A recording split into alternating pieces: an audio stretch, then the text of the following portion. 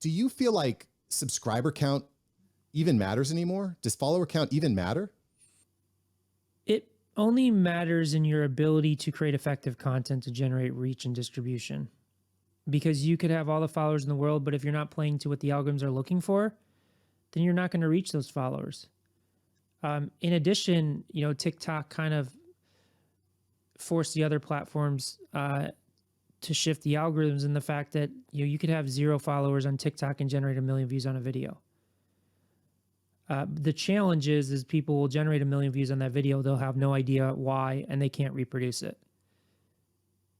So, yeah, I mean, it is, as you said, it is more critical than ever because the competition is just so high, and the competition is going to continue in terms of the number of creators on the platform.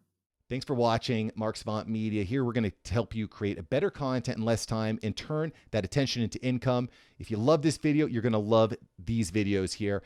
Click the one. Me and my team specially selected this just for you. Click the link. Check out the video. I'll catch you here next time on Mark Savant Media.